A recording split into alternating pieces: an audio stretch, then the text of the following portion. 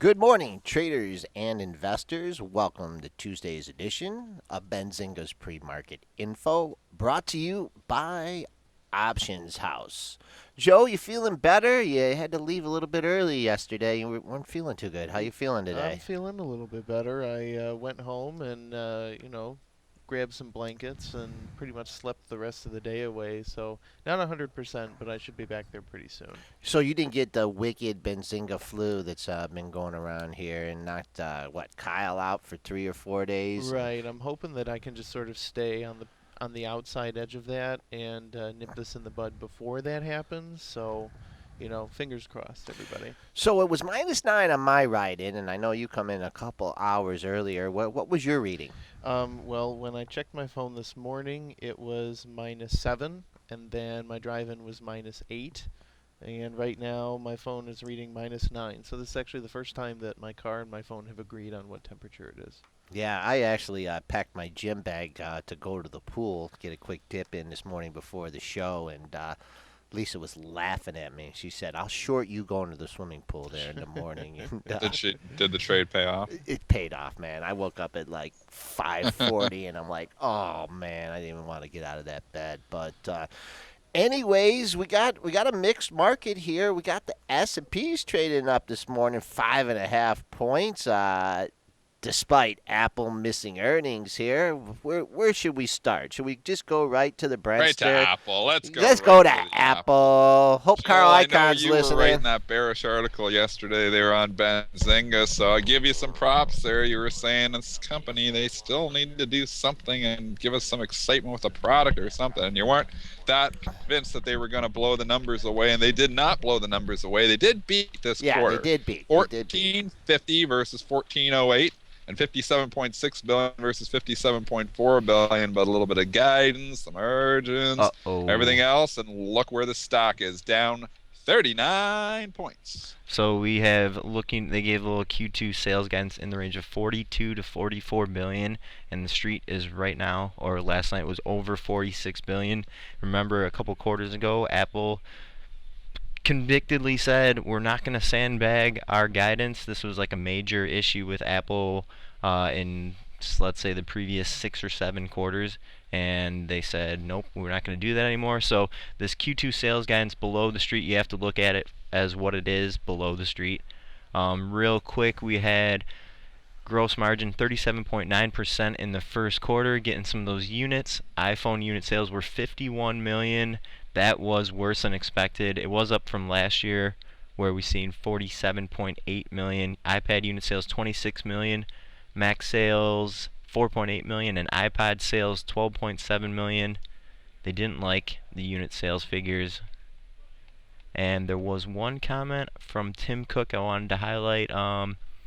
Tim Cook on the call saying that iPhone's currently selling in 16 cities through China Mobile. By the end of this year, they're expecting to be selling the iPhone in 300 cities across China. But they need more than that. I mean, they need more than selling this stupid iPhone, man. They need to come out with a new product. That's what we talked about. But let's get down to the dirty technicals here and find out exactly what traders may want to look for in the issue today. First of all, pre-market low 50052. So you got to figure, yeah, $500. $500 on the downside if we can get down there. Coming back on the upside, someone has not let this trade much over 515 since about 5 o'clock this morning. So they, early range right now, 510 to 515. Coming back on the downside here, use that pre-market low as a support number. Coming back, you get above that 515, you might get some. There's a lot of people short this stock too, and so that you could get some short cover in there. Dennis, you got a feel for trading this thing yet? Well, did you see the news? I'll go right on the release because I had it up. I'm waiting for the release, knowing it's going to come. So, and right on the release, they released just the earnings, and obviously there's got those news algos just reading the headline beat, and it popped it to 562. So you can see on the spike there, right off the bat, actually, believe it or not, Apple traded up at $562 just for a split second, and then they just absolutely crushed it and tanked it down 40 points from there. So I guess if you had a limit order sitting out there a little bit higher, you probably probably got executed and you're probably pretty happy about that. And the thing just fell in the next second. So that news algo, he doesn't do it always right. He sometimes does it wrong, or maybe it's a she. But regardless, whoever's buying that on that headline number, that headline beat, that was trouble because when the guidance came out, the margins came out, and everything else came out, they crushed the thing. Obviously down to 500. 500 is big psychological level. There's probably a lot of open interest. I didn't look at the contracts there, but probably on the weeklies and probably even on the Febs, there's probably a lot of open interest at that 500. So obviously that's where some option players could jockey their positions too. So you want to keep that level in mind as well. Obviously, if it stays above 500, that's, I guess you could say it's still, it's still doing well from last year, but I don't know. 500 is the level I think it's got to hold here today. Starts cascading through 500. I would not want to see. I don't want to see the fours on this thing. 562 is where the news algos took it up to on that original pop, and hey, they traded some volume there too. So some people really got caught. That coincides. Remember we were talking about the 530 to 560 range here, and 560.20 was the high back on the 15th. I think longer term for Apple, the longer it doesn't get back into that 530 to 560 range, I think the closer we go to go back trading under 500. You got the old Carl pop from like what 468 up to 490, and then the continuation. So and you got also think about it. You're going to get nothing but downgrades. Okay, over the next 3 months, and We got three today. And you We got got three, Raymond of course. James, Oppenheimer, and BGC Partners all downgrading it. Okay, so you're going to get nothing but downgrades. Okay, there's not going to be at least another driver, as far as the earnings fronts now for another 3 months here. And a lot of people are stuck long up there. So, I mean, there's a lot of negative factors for that unless they can turn around and come out with a new product all of a sudden or, which doesn't seem like the watch. Like, hey, Dennis, you need a new watch? Yeah, I know. They need to come up with something. I agree with you, Joel. I've been on the same side as you there. They need some innovation there to get this ball rolling again because the stock has gone from a growth stock to a value stock. It really has. Yeah, it And, has. especially if they apply this, all this money they got to a buyback like Carl wants to do. I mean, then you're just there's just a cash cow is all it is right now. And it needs some growth so it can expand that multiple because the multiple's, pretty attractive from a value perspective. But if you could ever turn this into a growth company, that multiple could expand. And that's where you could see the stock get back up in the 700s again if they came out with a product. I just don't see it happening until we hear some innovation, until we hear something that's like, oh, I got to go out and get me one of those. I'm looking at the 5 people here that are part of the pre-market info show, including Chubbs here, and I'm the only one that's wearing a watch. You still wear? Yeah, I'm not wearing a watch. Yeah, either. I have people my don't- iPhone here. I'm holding my iPhone. Yeah, people do not wear watches, but I like a watch for like something fancy on my wrist. I don't actually like look at it. Are you left-handed? No, but I do like to put my watch on my right hand. Yes, that was Okay. a good observation there. Okay, all right. Can't get nothing by that, Joel. Let's look at Icon Enterprises because you were mentioning Icon here, and I'm assuming the stock might get a little bit whacked here on this Apple report. Obviously, he's been the one pumping it, so let's see what his company is doing here this morning.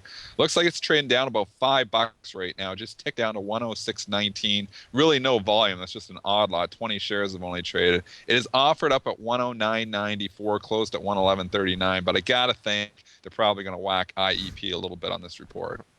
SF Bright TGs. I don't need no stinking watches, and I agree with that.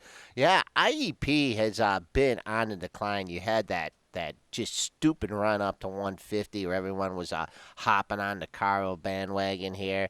Now you've come down here and really tried to put a bottom here in the low 100s. Tried to put a bottom in at like 1005 and or 105, 105.01. That is a level you need to keep an eye on here. That's a double bottom from the end of the year. That's absolutely critical support for Icon Enterprises. If it takes out 105, we could easily be trading at the $100 level and below. And Dennis, we talked about this before. What's book value on this thing? Like 80?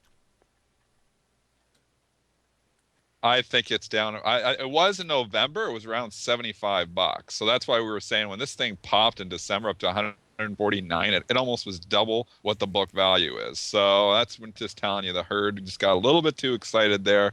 And that was your bubble. That was your capitulation when this thing ran from that whole 115 to 149 area in like 5 days. So obviously, Icon wasn't, just all of a sudden making all that money for Icon Enterprises, all just on banking that, oh, this guy just can do no wrong. Well, obviously, it's come back down to earth. Now, I think it's always going to command a premium, probably because it is Carl Icahn, and obviously, he really seems to not do very much wrong.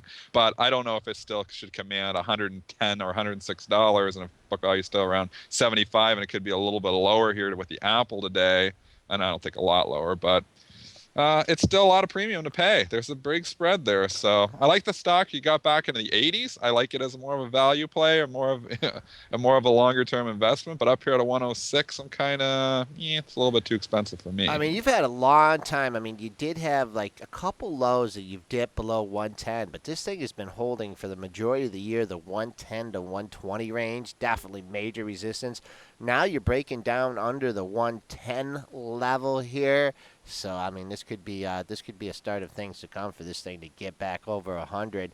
And also, you got to remember both, and I'll give Icon credit on this, and also Buffett. I mean, even though we did rally, I mean, they a month or so ago they called the market fairly valued, and did have another leg up on that. But they both threw some caution to the market, so maybe some of that caution is spilling over to his individual issue.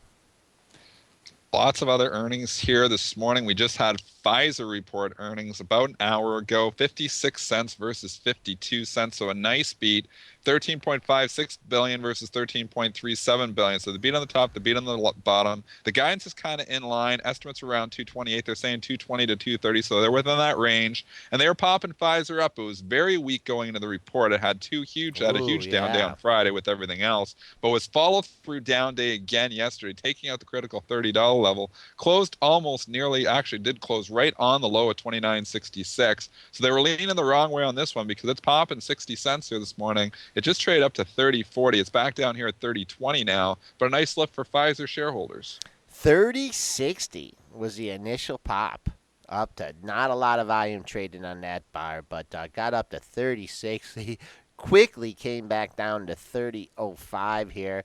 So let's look at this in the took that was just crazy up there to 3060. Took it over yesterday's high, which was 30 and a quarter.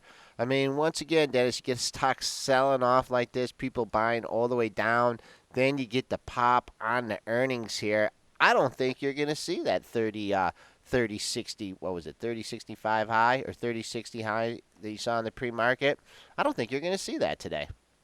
It's hard to say. There's a lot of air because we had the big move Friday when we fell from 30.96 to 30.06. So from a levels perspective, there's not much in there, but it takes a lot for Pfizer to pop a buck. It really does. This is a thick company. It's 3.5% dividends. Beta is a lot lower than even what the market is. So for this to really pop, and I'm looking at the numbers here, and they beat, but it wasn't like a blowaway. So I don't think they're going to pop this thing up to like 31 bucks or something. I think 30 is key for it to hold. I wouldn't want to see this thing open and then cascade back through 30. 30 was the support that we found back in December. So that's the level that it needs to hold here. Starts going through there, then I would get concerned that they may give all of these gains back. But 30 bucks is big. Okay.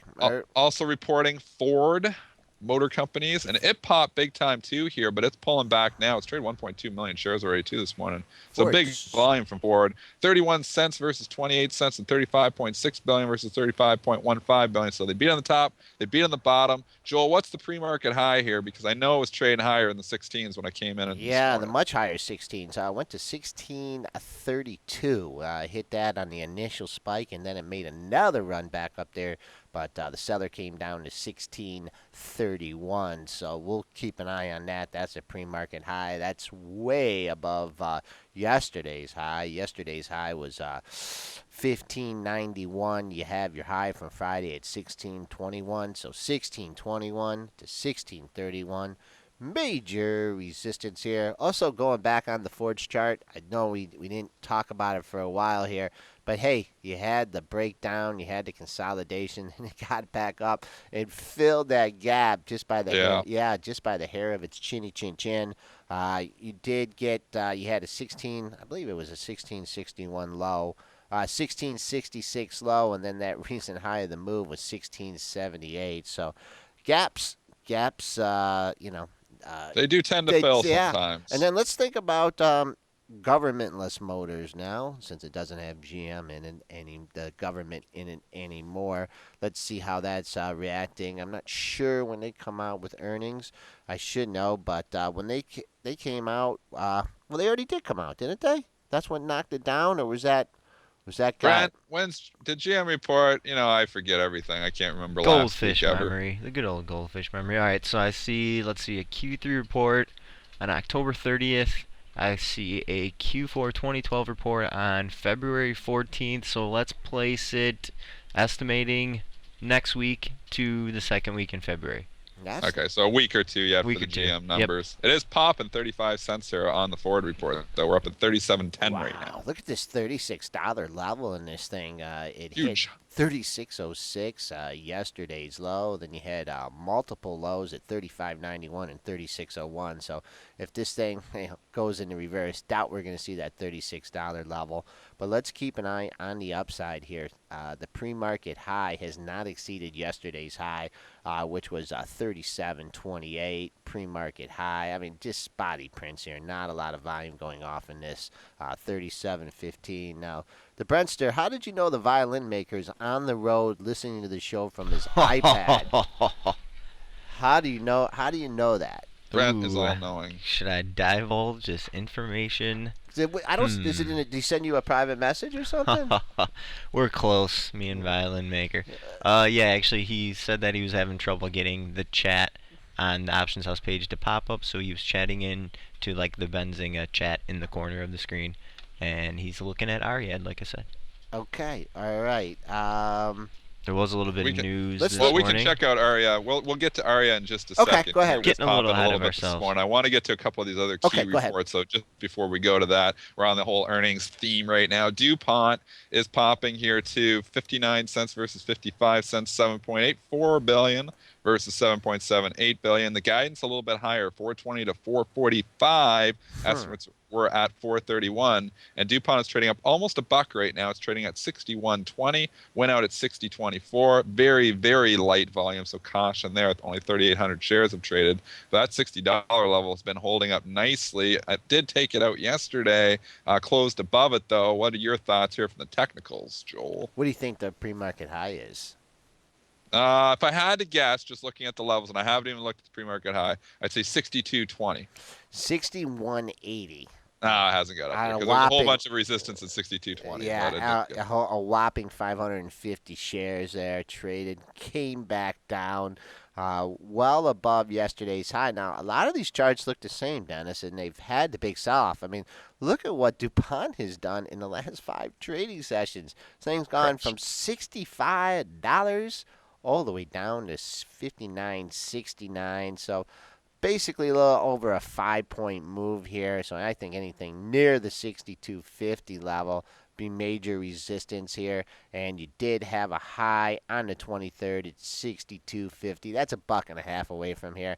I don't think it has any chance to see that today, but we'll see what happens off the open. First, it has to get to 61.41, which was your high on Friday. Let's check out that ARIA chart here because it was moving there yesterday. Brentster, you go jump on the news there. Obviously, it was probably news. I think this thing's had news almost every other day, it seems like. It is popping here again. Was this the one Lily was sneaking around in that they were looking at possibly? I think there was a little banter about I think it was something with Lily sniffing around.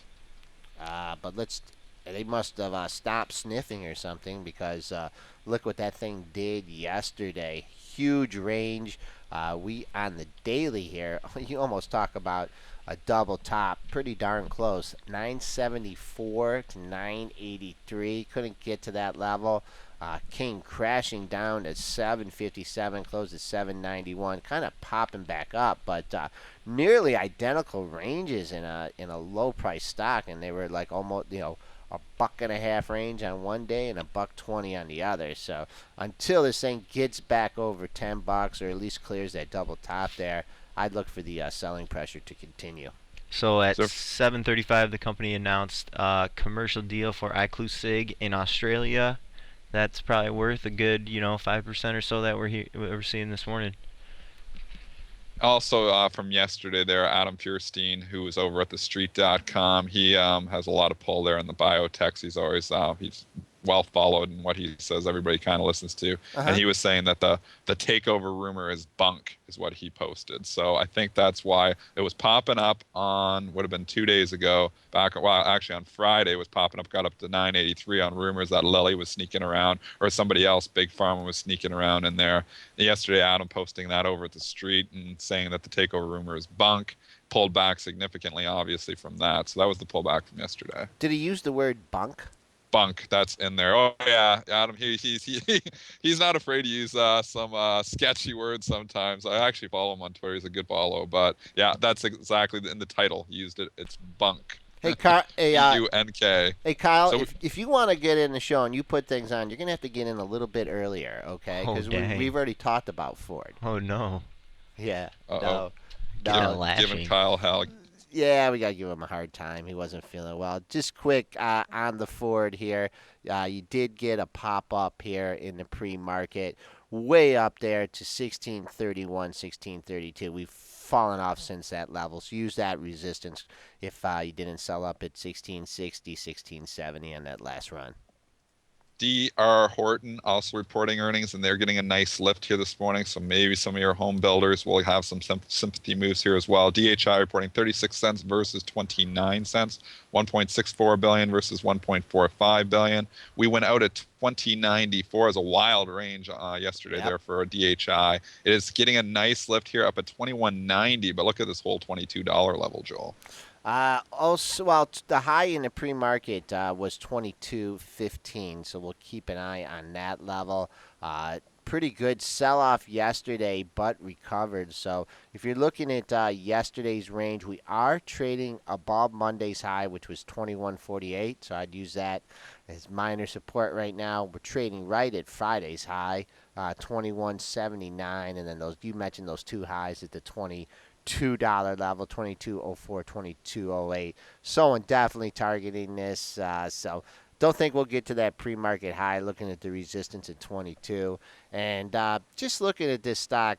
I mean, Dennis, we've been talking for a long time. Remember when, this was like these things took off in like 2011, and it was kind of like, the markets were turning around and stuff, but it was kind of like, why are these, are things really that good? Is the market really that good? And the home builders, they kind of let us out of there, and now they're starting to give some of it back. But just amazing run that they had, a little bit ahead of the market. Looks like they started to give a little bit back, but this earnings has given a little boost to the stock price today. Yeah, and I wouldn't be surprised if you see some sympathy moves. Lennar LEN is bid up 40 cents here or 30 cents here at 37.27 this morning. So keep an eye on some of the other home builders just in case some of them give it a little bit of a sympathy move here. Also reporting earnings, we have PII, which is Polaris. We haven't talked about this one for a long time. And I didn't know this is a $132 stock. You can tell how long it's been since we've talked about it because it's 3 months ago it was a $130 stock. But I can remember this was always, used to be back in the day, this used to always be like a $50 or $60 stock. So this thing has just been on a monster run here in the last year. I actually started 2013 down at like 85 bucks over the last year. It's basically up 80%. It is pulling back here on their earnings report. They reported $1.56 versus $1.55 and 1.08 billion versus 1.06 billion. So not really a big enough beat there. Stock is down $7 right now in the pre-market, trading at 125. They make snowmobiles? They make snowmobiles. Yeah, I don't know Oh. what else do they make there, Brent? You know anything else? Snowmobiles. We're a big talking thing, Polaris, like right? Yeah. Yep. Jet They skis. Don't they do jet skis? yeah, and yeah, stuff? yep. They do a bunch of auto. What do I call that? Toys. Yeah, yeah. I mean, really, that's really what it is. Recreation vehicles? Recreational. We got ATVs, side-by-side vehicles for utility use, snowmobiles, on-road vehicles, including motorcycles and small electric vehicles. Huh. And then I guess, you know what else? I guess actually some of their accessories and apparel is also a pretty big part of their business. Okay, this stock taking a hit in the pre-market, down $7.60.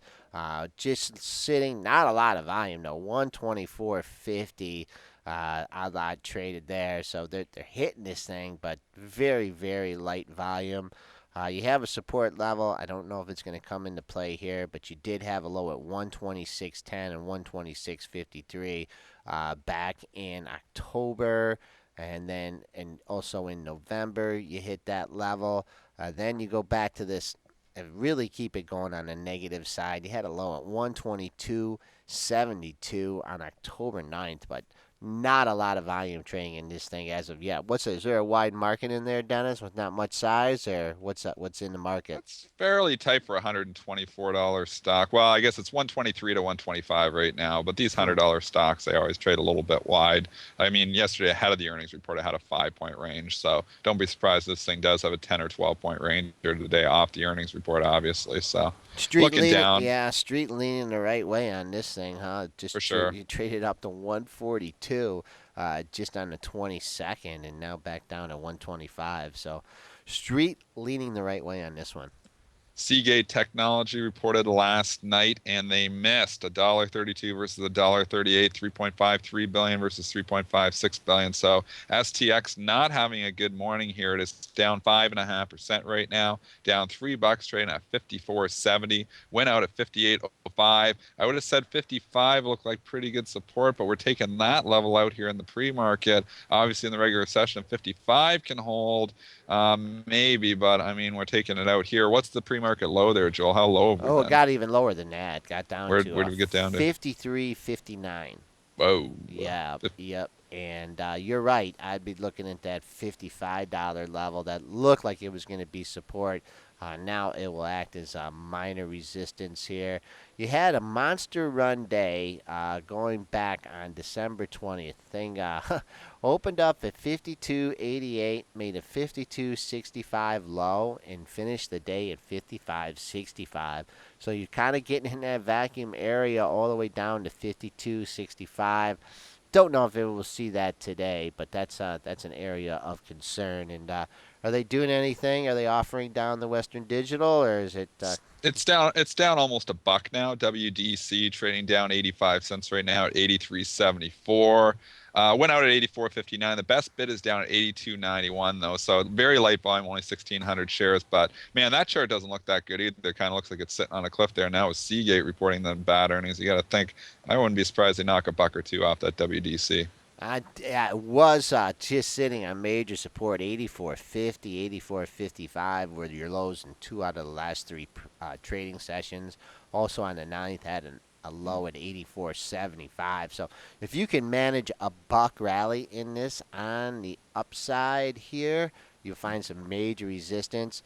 Coming down on the downside here, looking for support. I see major support at the 82.22 level and minor support at 82.80. Anybody else in that sector that might be? This is well, it can hit anything else, but there's other little ones. But Western Digital's the big sympathy play, I think. Brent, you got any other ones that you think might be moving with that one? He's Guess gonna. Brent still's there, or is he Yeah. tied up? I had to get up real quick. What sector were you guys talking? Well, we're looking Seagate. We obviously Western Digital moves well with that. Is there Um, anybody else you think that could be SanDisk, really moving off of the Seagate earnings here? SNDK. Looks like it's Yeah, down about three SanDisk. Yeah, quarters of that's a another good percent. call. Yeah, SanDisk is down about 53 cents right now, so you it's could down go if you're down a going little bit here. if you're going SanDisk, then you could probably also check Micron. That one's probably a little less tied to it though. Okay. All right, J. Dot. We gotta mention it here.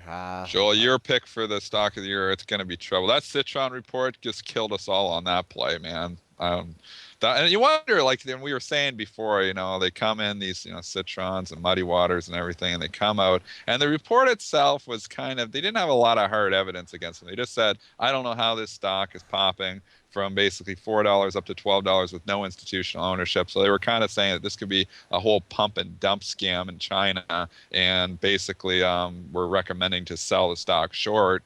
And they came out with that report, and it knocked it down big time. I actually sold most of my shares that day on the report up in the 10 handle because I was like, I don't know if this report is true or not, but the chart's starting to look broken. And if it is true, the stock will go a hell of a lot lower. So I still kept 300 shares just for fun. So it's a speculative play for me now.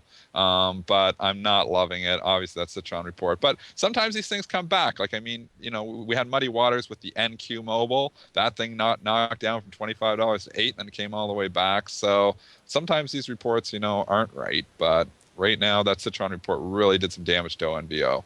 Yeah, I think when we were talking about it, you were really worried about that $10 level, and Yep. that was really holding up. And then you made three lows right in a row, right under $10. So people were trying to support the stock from 9.59 to 9.75 in three trading sessions, and then it took that out.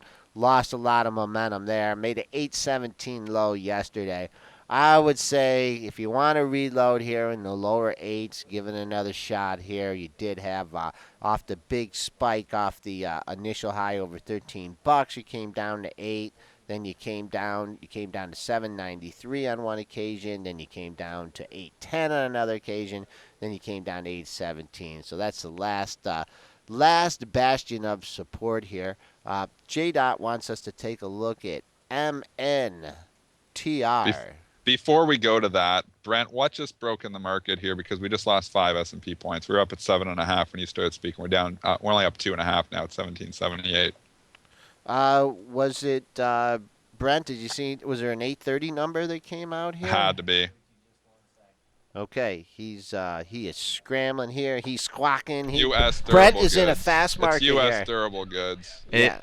U.S. durable goods for December down one. Excuse me, this is the core number, which excludes transportation, down 1.6%. Economists were looking for a gain there, 0.5%. And then the unadjusted number, the durable goods figure, was down 4.3%. Economists were looking for a 1.8% gain. So it looks like a big miss there on the durable goods figure. That's put the market under some pressure, and we are now only up 2.5 points here. So wide range here pre-market too. We got a 15-point range already, 1786.5 at the high and 1771 here at the low. So they're pretty choppy here, Joel, in the pre-market. Yeah, just let's look at the S&Ps to get kind of took my eye off them there for a second. That was a good catch there, Dennis. Big drop here from the 17.8. We were hanging out at 17.84, and we took a big drop. Trying to find support here for the index. You got two lows, 1767 and 1771 here. So that's two lows within a 4-point range here. Let's see if we can hold up there for another day. Not take out those lows. Then you may be turning around this thing for a little short-term rebound here. But that area, I mean, that's about as close to the double bottom as you can get in the SPOOs. And boom, man. MNTR, Dennis. We are not great with these penny stocks. And this. I've never seen this one before. What is this? Mentor Capital? Yeah, MNTR? Mentor Capital, MNTR. Just had a nice pop here a few days ago. Pulled back from the pop and then made another run at it here. I guess we can try and give you some numbers on this. I don't know if there was any. There had to be some kind of news. This thing had a reverse split. That was one thing. I see that. Either it did really bad on the monthly OTC or it had a reverse split because I see a high at 180 in it.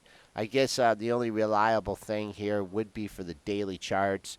You had a high on the big spike back on the 17th up to 2.9. Yesterday got to 2.71. So let's just call 280 major buy. Oh, it's on the Brockstein. pink. How's it on the Brockstein list? How's Mentor Capital on the Brockstein list? Is it a pot stock? I have Maybe no you idea know what what? Mentor Capital is. So I'm actually trying to just do my research here in the background. I have no idea what this is. So maybe it is. Is it on the Broxine list, Brent? You know what? Let me take a wild guess here. Maybe Yes. maybe they got it. Maybe Mentor Capital has loaded up on the marijuana stocks. Maybe they have all their capital in marijuana stocks, and now with that sectorizing, that's just a wild guess there, J. Dot. We'll have to do a little bit more research on it. But if you are long, keep an eye on that 280 level. I'm thinking that it's like what's that one? GSVC Capital. You know that one, Dennis? They're like a huge investor in Facebook. They're a big investor in Twitter. Mentor Okay. Capital might be the same thing, but in the marijuana stocks. Okay, Brett It's echoing. been popping. That chart looks like it's been moving. So that's all you can say. The chart looks okay. Let's move on here to something we do know a little more about here. Cleveland Cliffs, CLF, which is Cliffs Natural Resources. I still call it Cleveland Cliffs. 5.2% owner Casablanca is urging a spinoff of their international assets, and CLF is getting a huge lift on this. Wow. Just a little bit of comments from Casablanca, and boom, this thing pops. $2.50, so it's popping over 10% this morning. Closed at 19.40, trading $22. That's a huge move. Gotta think they're gonna come and sell this, aren't they, Joel? Or are this gonna keep popping? I mean, you see these investors, these activist investors, come in and trying to give a boost to the stock. They have to been if they've been buying this thing over, this year, they're seriously underwater here. So they're trying to talk their position a little bit. 22 and a quarter is the pre-market high. And then you go on the dailies. You had 2207 here is the high on the 21st. So keep an eye on that. If you can get some continuation, you can hold the $22 level. Yep, this might carry some weight, and there's not a lot of air in the rest of the 22 handle. If this thing falls back down below 22, and I know it's just holding right there, I see no reason why it won't fall back. Maybe not to yesterday's range, but 22 a critical level for this issue. CMCSA, one more earnings report. We'll just fly Comcast. back because I went over it and I missed it. CMCSA reported 66 cents versus 68 cents, so it looks like a miss there. The revenue decent, 16.9 billion versus 16.62 billion. They are increasing their annual dividend to 90 cents. They are increasing their buyback up to 7.5 billion. So I guess they were concerned with that little bottom line miss. And they want to pump the stock. So they said a lot of other good things there. And the stock is lifting up $1.36 this morning at 53.85, coming right into major Yeah. resistance. There's lots of tops here in the 54 handle. What's the pre-market high here on CMCSA, Joel? 54, 52. We hit that. Oh, right there. Yeah, And so pull all back. these Yeah. tops are holding. Yep. I just keep an eye on that. The recent high, the move at 54.65 here. So fell off pretty heavy off that level, but if you rally back up, probably all-time highs for the issue. So getting a pop. Let's see if we can get back up there in the 54 handle. I think you might even find sellers ahead of that 54.65 level. You had a high yesterday at 53.87. So I like to, if it's going to have a big update here, needs to hold that right here, right where we're trading right now. Or I think we could easily fall back into yesterday's range. The close at 52.49 might be a good number. We were talking about how cold it is, and I was just looking this morning at some of those natural gas charts. Obviously, the UNG itself has actually been popping here. The last few days, UNG is popping basically, where were we, like $20 2 weeks ago, and we just traded up to 23.72. So UNG itself has been popping, but a lot of the individual natty gas stocks really haven't been. What's your thoughts here first on UNG, and then we'll dive into some of the actual stocks. Okay, UNG is had a nice run up here. People anticipating a lot of natural gas being used. Had a monster pop to over the $24 level a couple trading sessions ago. Got to 24.89. That looks like it was a little bit overdone. Two sold off yesterday the $23 level. Now getting another pop. I like this $23 level. I know yesterday's low was 22.95 here, so I think as long as it holds 23 and this weather keeps being cold, I know it's going to be cold here for another week. Holds 23, continue to move up. under 23, things look kind of dicey here, down to the lower 22s. Let's look at some of the individual issues here because most of these things are actually kicking around on the lows. And some of these do have oil plays, some of them are pure natural gas plays. But you can go into like an Apache, APA, big natural gas company, and that stock has just been drifting down and going down every single day. Despite UNG going up $85, it was breaking down from, and it's had 3 real bad days here in a row. Yep, let me get Apache here, the wild stock, telling me my symbol doesn't exist here, so I will just have to go off memory here on the Apache. And wow, this thing has had a rough time over here over the last few days, huh? Look at this thing. Wow. 86 down to the $81 level. I guess you need to keep an eye on yesterday's low. I mean, we're not getting a pop here at all. Yesterday's low was 80.62, closed at 81.18. This stock hasn't traded near the $80 level. Boom, boom, boom, since August. And you know what? You know what that big pop was in that thing in when you're starting to make that run up to the high. They did a like a weren't they splitting off or uh, part of the company or something like that into a couple different pieces, and people had opened up several dollars that day and continued higher, and now it's almost returning back down to I think that was when the thing was down back around 75. I'll have to look on the news feed, but really no support in this thing until 80.62 is minor support. I don't see major support until you get down to 78.16.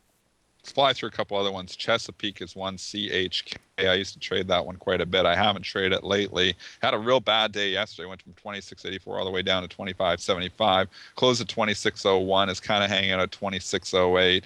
Another one I was going to look at was Devon Energy, DVN. Another natural gas play is getting bid up a little bit here. But all of these things are kicking around the lows. Do you think it's time to maybe do some bottom picking in these things, or is it too early yet? I don't know. I mean, with natural gas popping like it is, I mean, do Yeah. you think they all like have like short hedges on or something like this, or they already like maybe they've already because the natural gas is so low, maybe they already locked in lower prices or something. I Because really the don't. stocks aren't responding. Yeah, they're not Yeah. responding. We've had basically a 15% rise in UNG, and these guys are not responding.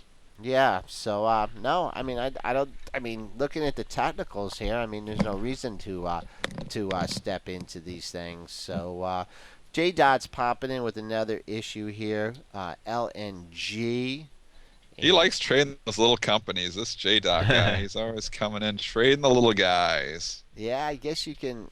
Can you get this one on your chart? I'm kind of having a hard time. Is He finds these remote. This is Amex. It's an Amex issue, so I can get it on my chart. Cheniere. I don't even know Chenier, how you say it. Chenier, Do you I know how to think. say it, Brent? Cheniere? Chenier Cheniere Energy. Energy? Yeah.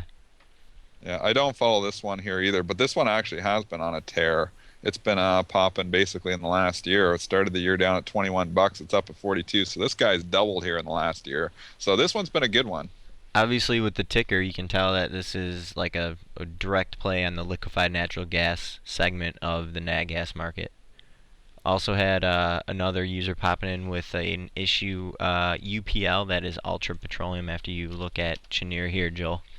Okay, looking at this LNG here, absolutely critical support here at the $42 level. Looking at the daily charts here, 42.07 low yesterday, then a double bottom at the beginning of the year, 42.03, 42.05. So major support there. Hit it yesterday, getting a little bounce up. 44.22 was yesterday's high, but I still think sellers are going to be coming down. Came down from the higher 46s down to the 44s, but below 42. Just look out in this thing. Does not look good at all. Here's a And natural gas stock, that UPL that they're talking about, and from the chat, that one actually is popping up. It's oil and natural gas, but it's actually got a pretty good lift here off of the natural gas moves down to 21 and up to 24. Although that UPL, I'm looking at that $24 level, and that looks absolutely enormous. okay, we did go over the cliffs earlier. We'll just recap that for Dr. J, Dr. Julius Irving, one of my favorite all-time basketball players. That did get a pop here in the pre-market. Investor activism here. Just looking at this $22 level, if this move is going to continue, I'd really like to see this hold 22, just flirting right there. Looking on the dailies, you had a gap down day from 22.31 to 22.07. So I think you got a lot of people maybe looking to get out of the scratch at that area. And did X report?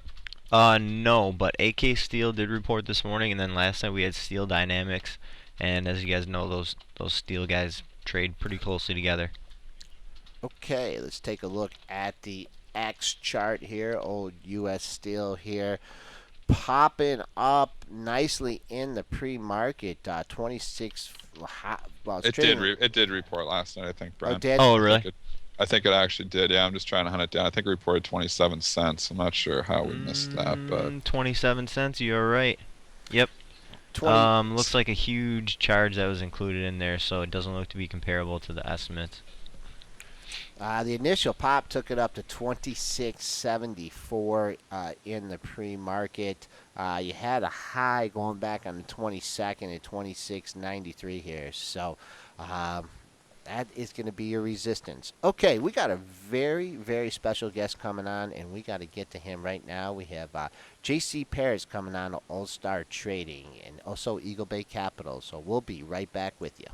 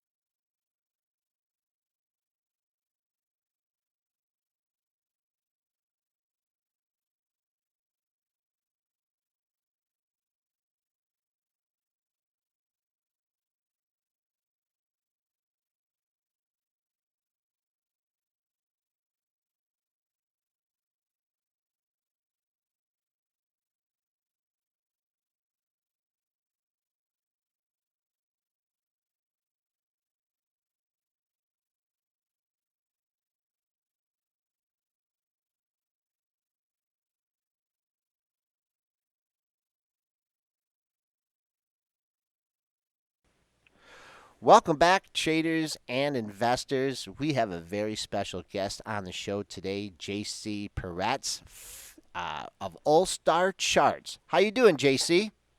I'm doing well, guys. Thanks for having me. hey, JC, how's it going? Dennis Dick here. Good. Just trying to get the day going, you know. Okay, all right. Just real quickly, we know about All Star Charts. Just give us your quick education and your market background, and then we'll dive into the charts. Yeah, sure. I grew up in Miami. I didn't really know much about the markets. I just wanted to, play baseball. I mean, that was pretty much how I grew up. And then I went up to Connecticut to Fairfield University and worked at Merrill Lynch while I was in school, and that really pointed me in the right direction. I started out in the brokerage business after college and quickly realized that, I needed to learn something. So that's when I went on to earn my Chartered Market Technician designation, the CMT, which is great. And today I am the co-chair of the New York City chapter of the Market Technicians Association. So it's great because I get to meet some of the top technicians that really ever did it.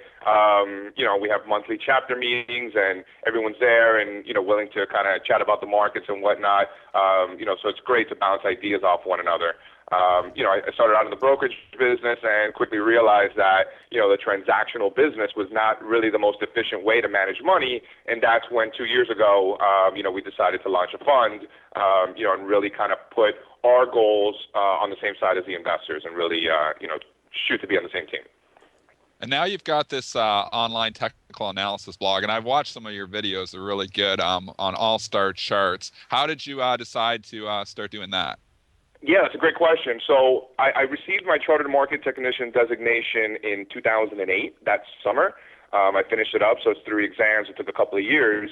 And then I had some friends that were financial bloggers, and, for a long time, especially throughout 2008, I was sending emails to friends and family, hey, look at this chart, or hey, look at this. And that email to friends and family essentially turned into a blog, and that's how All Star Charts first got started, and that was 3 years ago. So that was kind of, my transition into social media and whatnot. Okay, let's go dig right into the charts here. Everyone has their favorites, candlesticks or bar charts. I mean, I've looked at the candlesticks. I've done a little study of them. I'm kind of a bar chart guy. What kind of charts do you use? That's a great question. I actually use them all for different reasons. So throughout the day, and when I'm going through my list of charts, because remember, I'm not just looking at stocks. I'm looking at commodities and currencies and fixed income products as well. And I'm using candlesticks for my day-to-day charting. A lot of times, I like to take out all the noise, take out all the moving averages, take out all the oscillators, and really just look at price. And in that case, I'll use bar charts. That's one of the few times that I'll use bar charts, when I really want to eliminate all the noise. And I use line charts as well, for all my ratios. So I do a lot of ratio analysis. I'm a firm believer that the U.S. dollar doesn't have to be your denominator in every transaction that you do. So I try to get creative with that, with the denominator a lot. So I use a lot of ratio charts. Okay, and like your favorite technical setup, technical formation. Dennis and I like to concentrate on price too, and we really like the double bottoms and the double tops, triple bottoms. Is there something that you like to rely on? Yeah, my favorite, and I write about it all the time, my favorite is when traditional technical patterns don't work the way they're supposed to. For example, in a double bottom, when you have that second bottom overshoot the first bottom, for example, and then quickly recovers, it leaves all of those shorts and stops that were stopped out kind of hanging, and that creates really a very fast move in the opposite direction. You also see it like in head and shoulders patterns, for example. Everyone sees it coming, everyone sees the head and shoulders, and then at the end of the right shoulder, it breaks the neckline for maybe a few hours or maybe even a day or two, and then quickly recovers to get back above the neckline. Those risk-reward opportunities is really what I look for the most. It's really the overshoots when traditional patterns resolve themselves in the opposite direction that what the market participants are hoping for. It sounds to me like you're almost fading that short-term herd, that short-term technical herd, which is something that I talk about on the show a lot. I'm a big fan of trying to figure out which side the short-term herd is on and going the other way. And when you get those little breakdowns of the double bottom, or you get that traditional pattern that looks like a perfect setup, I always say it's almost like too perfect to be true, and it's probably going to go the other way, because everybody and their grandma can identify that pattern. They're probably already in trade, and it might break the other way. Do you agree with that? Yeah, 100%. I mean, I think a good example of that is Treasury bonds. Look at Treasuries making new lows at the end of the year last year, quickly recovered back above those July and August lows to start the year, and sure enough, we've had a rip your face off rally over the last few weeks. I think that's a great example. But we see it all the time. I mean, shares of Microsoft. I mean, even shares of Apple recently. You're seeing the disaster that Apple is today. I guess that probably doesn't fit this criteria, so I should have mentioned Apple in this particular case. But I liked it. I'd like it short for other reasons, for momentum divergences purposes. Okay, so time frames. I mean, you probably do some short-term trading, some swing trading, and also your long-term trading. Do you look at any particular, time frames, and do you go through a progression of time frames before making a trading decision? Yeah, I'm a firm believer that using multiple time frames is really the way to go, regardless of your time horizon, right? So, if you're a long-term investor and you're looking at weekly charts, before you make any decisions, revert to the monthly charts and make sure that the longer-term trend is in your favor. And if you're an intermediate-term trader, for example, and you're looking at daily charts, make sure you're pulling up the weeklies, to make sure that the trend on the longer time frame is in your favor. Same thing if you're a day trader, look at the daily charts and make sure that that's working. So myself, as far as my time frame is concerned, I'm looking at monthly charts. I break it all the way down to 10-minute charts for entries and exits. So I'm literally looking at all time frames before making our decisions. And, these momentum divergences that I look for and, these overshoots of support and resistance that we discussed earlier, if we're seeing those on multiple time frames, it really makes me more confident in the trade for sure. What's the shortest time frame you look at? Because over the years I've looked at different time frames, and I've seen people with these like 1 minute tick charts, and I'm like, oh my god, I get a headache looking at them. And then I did the 5 minutes for a while, but right now I the shortest time frame I try and go to is 15 minutes. Do you concur with that, or will you go more shorter term? I use a 10-minute time frame, but 15 minutes not going to be much different. So Okay. I'm with you on that. Okay. All right. Now, Yeah. do you pay attention to the fundamentals too, JC? Like when you're looking at a setup, like let's say you have a perfect setup, but the stock's going to report in 4 or 5 days or something. Will you lay off that and try to stay away from those fundamentals as being a technical trader, or do you try to incorporate all of that as well? Yeah, no, I try to ignore fundamentals as much as possible. What I do use fundamentals for is, really in a situation where a stock is bullish, stock is trending higher, and for whatever reason, whether it's an overshoot to the upside or there's momentum divergences, or for whatever reason I'm bearish, and literally everybody is bullish because the fundamentals are so great. So I'll look to fade great fundamentals, or I'll look to buy terrible fundamentals. BlackBerry's a good example of that. Everybody hates it. The fundamentals are atrocious, and the stock has doubled in the last month. So when fundamentals are great, I'll look to take the other side of that, and when fundamentals are terrible, I'll do the same. I'll try to buy it. Now, what about ratings? Do you follow those too? Because obviously you always seem to have these days, like for example, today you got Apple reporting earnings, and obviously everybody on the bandwagon jumping and downgrading the thing. I always feel like the analysts are chasing price. Do you follow the analysts here too, or do you kind of ignore those as well? Again, to the same point that I just made, if everyone has a buy on it, I'll look to sell it because there's nobody left to buy.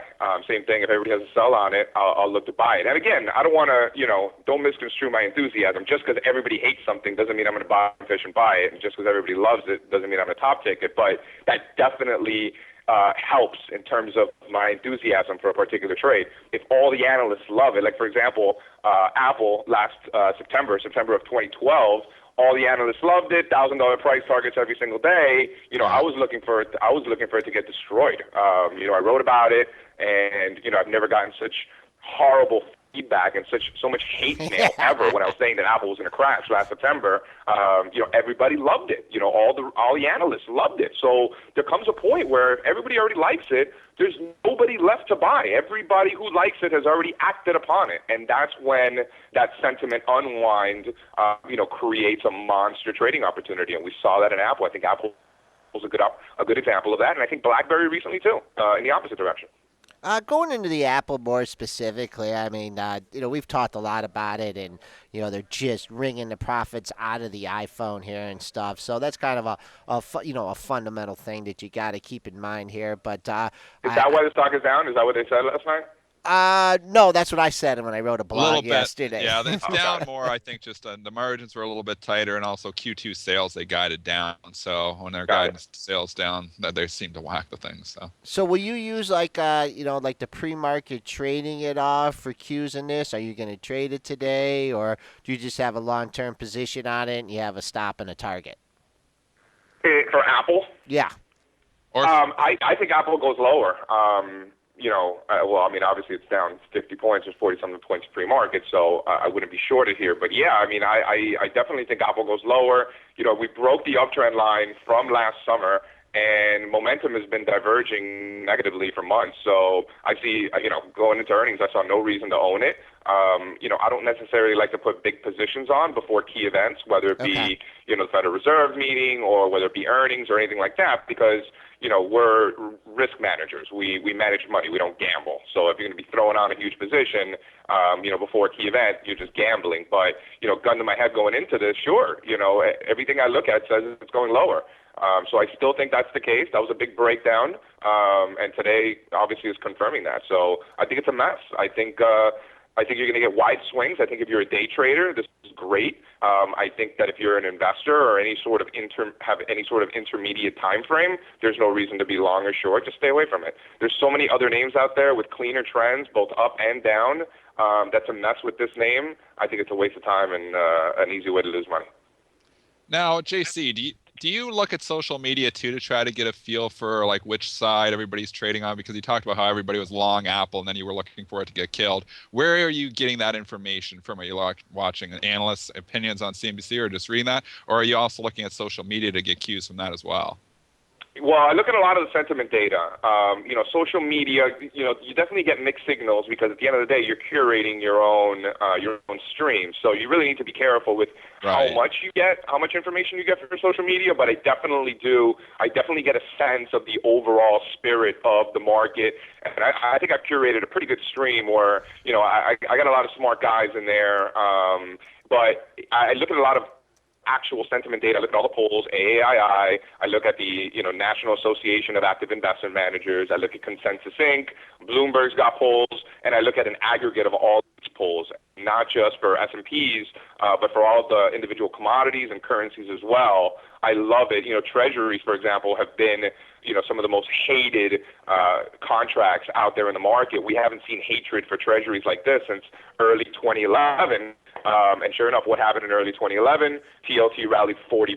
So I wouldn't be surprised to continue to see strength in treasury bonds as the sentiment unwind takes place, right? Because everybody just assumed we were in a higher rate environment, the Fed's tapering, all this nonsense, and what's been happening ever since the Fed quote unquote tapered, rates have been going down. So that's why I try to avoid the news as much as possible because it's all headlines and anybody who is, in the media and writing things, everybody has their own goals with what they're saying and why they're saying it. And, in a lot of the traditional media, things are written and things are said on television to sell advertising, to sell commercials, to make their commercial buyers happy, to bring in viewers. And that's fine. That's their business model. But us as market participants have to understand what the business model is based on what we're hearing or what we're reading. So, you really need to do a lot of your own homework and not really listen to what's on TV or what you're reading because, again, we all have different objectives. We all have different goals in this marketplace. Okay, so the S&Ps, I think the market's at a really interesting juncture here. The S&Ps got up to that 1840, 1845 level, and someone had an obvious opinion there because we got several spikes over 1840, a lot of consolidation, and then we've had the drop. Were you able to catch that, that consolidation and that resistance up here and catch a little bit of the down move? And then just along those lines, I mean, people are like, well, here's the correction. Here's the buy the dip. Is this the dip to buy? No, I don't think so. I think we're definitely going lower. I've been bearish all year. I was in multiple media outlets and on the blog, saying that the risk reward is definitely in the favor of the bears coming into the new year for multiple reasons. When we're in uncharted territory in levels that we haven't seen where there's no previous supply and demand, I like to use Fibonacci extension levels to really get those price targets. So the last correction that we saw in the S&P 500 was back in 2011 when we saw what? It was like a 21% correction, something like that. Yep. After the summer going into the fall. The 261.8% extension of that takes us to 1850 on the S&P 500, which is exactly where we topped out. And in addition to that, you can draw a giant wedge from early 2012 in terms of the prices. So not just connecting the troughs in the S&P 500 throughout 2012 and 2013, but also connecting the peaks. I think that's very important as well. So if you connect the peaks, the 2012 peak and the 2013 peak in the spring, it takes us exactly to 1850. So it was a very easy risk reward from the short side. Very, very easy. And I think we still go lower. Now, what do you think about gold? Do you think the market's going down? Do you think gold's got some life here? I know we saw the miners pop in there last week, and we saw gold showing a little bit of life here. Do you think that continues here if the market goes lower, or is it going to be kind of like a sell everything type of deal? The gold Gold has actually a very negative correlation with the S&P 500 as of late, and has a very positive correlation with Treasury bonds, believe it or not. So gold and bonds are really trading together in the opposite direction as the S&P 500, which I find fascinating. I'm not really sure, and I'm not sure how much credit we give it or how long that will last, but that's definitely something I want to point out. I would put gold, the actual futures itself, in really in the same space as Apple. I think it's still a mess. It's a tough long, it's a tough short. The one that I really like is the long gold miners short gold pairs trade, where for every dollar that you're long GDX, you are short $1 of gold, and you're really playing that ratio. For the first time in several years, I think the miners start to outperform, and I think that's the monster trade going forward. Any specific miner that you're looking at specifically? I like the GDX as a group. Okay. You can get cute if you want, and pick some of the stronger names if you want. I'm more of a keep it simple, stupid kind of guy. I like the ratio itself. And if you look at that ratio, the GDX GLD ratio, it's a good risk reward. If we start breaking back down below last summer's lows in that ratio, which is about 0.186 or so, if we start breaking back below that, then all bets are off. And right now we're at about 0.19. So from a risk-reward standpoint, it's a home run. I mean, you're looking at about a 10-to-1, 15-to-1 risk-reward opportunity. I'll take that all day, whether I'm right or wrong.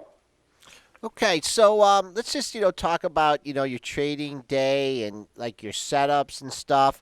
How do you go up? Do you have just a bunch of stocks on your radar that you look at? You're looking to trade for the day, or do you look for?